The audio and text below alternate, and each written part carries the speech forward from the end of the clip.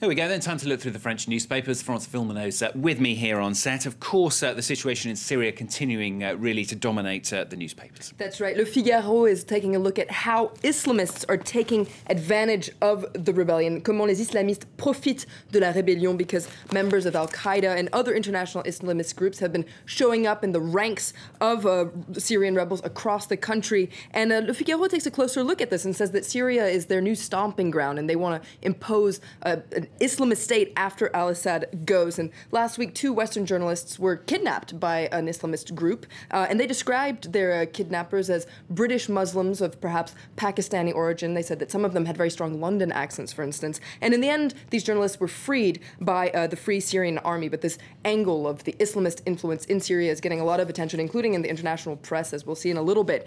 Le Figaro, however, has an analysis piece about this by their special reporter in Aleppo, Adrien Jolme, and he plays this down. He says these Islamists are only a minority, and the majority of the rebels aren't extremists. They may scream Allah Akbar when they carry out attacks on the regime, but they're not unhinged extremists. They're basically conservative Sunni Muslims who are fighting against a minority, the Alawite minority that's ruling the country. But the reason why these roaming Islamists have appeared is because the rebels are isolated and they need all the help they can get.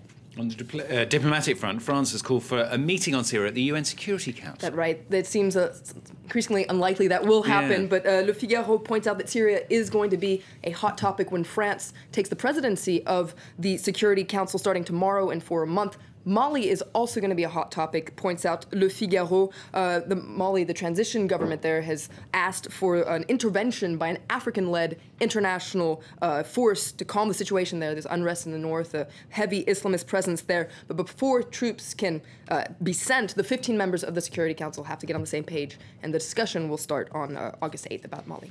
French politics getting a lot of attention in the press today, particularly the leadership battle and the opposition in the UMP. That's right. It's the battle for the top at the UMP, and the 2 main contenders are the current leader, Jean-François Copé, and the former Prime Minister, François Fillon, who reportedly broke his foot while vacationing in Italy. Le Monde takes a closer look at their strategy, their style, how they plan on being elected leader of the opposition party. Now, that election will take place in November. It looks likely to be a dirty fight. And sticking to French politics, Le Parisien takes a closer look at where French politicians are spending their vacation, whether that's well-deserved or not. And except for François Fillon, most French politicians, including pretty much all the members of the current government, have decided to stay in France. Now, such restraint, safer. Such restraint across the board is no coincidence. First of all, c'est la crise, it's the crisis, so no flashy holidays. Also, François Hollande and his ministers are eager to distance themselves and distinguish themselves from the Sarkozy years. Sarkozy was known to like to vacation on exotic yachts and exotic locations. At least they get a holiday. According to the communist newspaper L'Humanité, they very lucky, really, aren't they? Absolutely. L'Humanité says that the number of French people actually able to afford vacation is dropping. The normal vacation that François Hollande is saying that he wants to go on is becoming a luxury, according to L'Humanité. This summer, 1/3 of French people won't be able to afford to go on vacation, and according to L'Humanité, this is affecting French tourism. And finally, Libération are paying tribute to Chris Marker. That's right. He's here on the cover of Libération, well, a photo of his most famous film, La Jetée. So he died on Sunday at the age of 91. Libération pays tribute to him, calls him an adventurer, a geek, I think they mean that in a nice way, and an activist. And just to take a final look at Le Parisien today, which takes a look at swimming, because, of course, France won 3 gold medals in swimming. It looks at the secret of French swimming. Basically, why are we so good in the pool?